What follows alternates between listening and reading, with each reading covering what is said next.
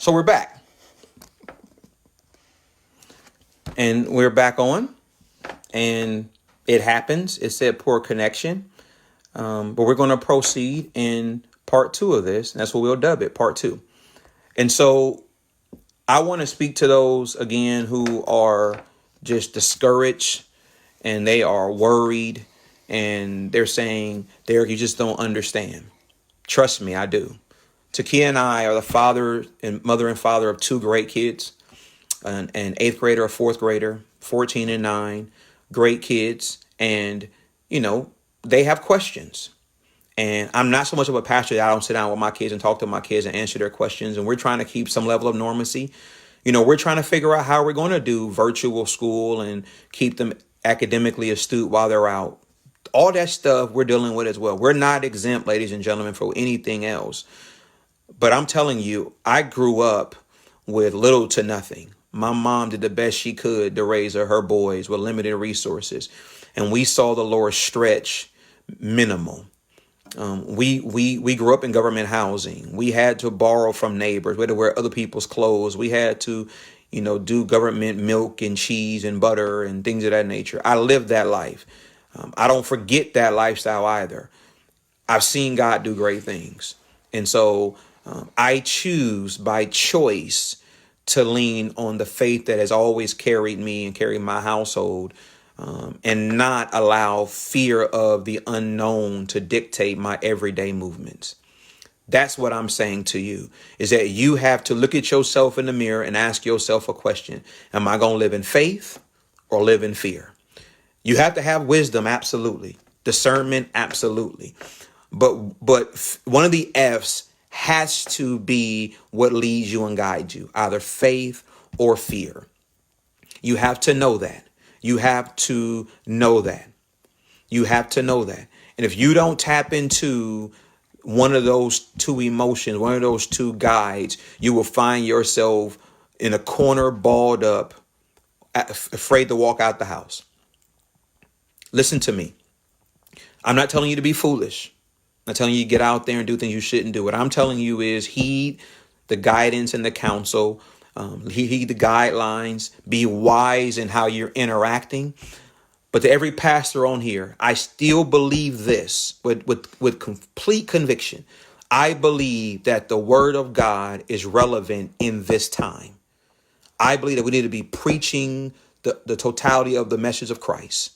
I believe that people need to hear the word of God. I believe that God can draw people back to him through this season. I believe that. I believe that the church in this season is positioned to be relevant again and be impactful again. I believe that. I believe that we can be the beacon of hope that we used to be in this season.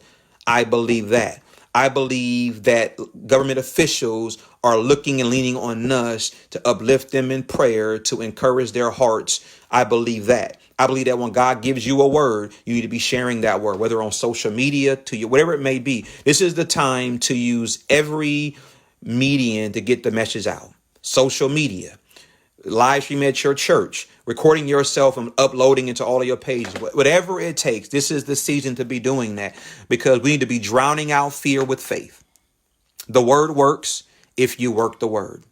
My wife and I have spent some time in conversation, up late at night, just talking through various things and reminiscing on when we first got married, and we didn't have a lot. And we were a couple who was madly in love with each other, but broke. And what we knew is we knew that we could trust God, and we knew that we were in this, and we have withstood a lot of challenges that life presents, but we also knew that we were in this thing together. And I'm saying to you that it's in this season that the words that you've promised, the things that you said, those great cliches that we've always uttered, now it's time for you to live that stuff. Now it's time for you to stand upon all 66 books, not just picking a few verses here and there. Time for you to believe in the totality of the message, and begin to share that. It's time for you to begin to display love and do those type of things. It's time for you to get back to the altar of prayer.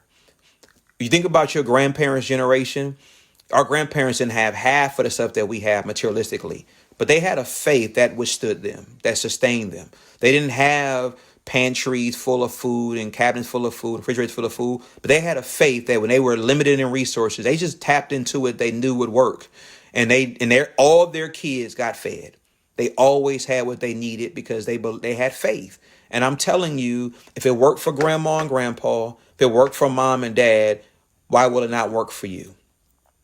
In this season, in the time that we are in, it is time for those of us who have a faith relationship to tap into that. For those who don't have a faith relationship, I'm not on here to judge you. It's not what I'm on here to do. I'm on here to encourage everyone who's listening now or will listen by saying these words to you. You have to make a choice today if you're going to let fear become your idol, because fear is real and it will control you. As I aforementioned, I'll say it again. Fear will paralyze you if you allow it. It will control everything you, and you'll be too afraid to do anything because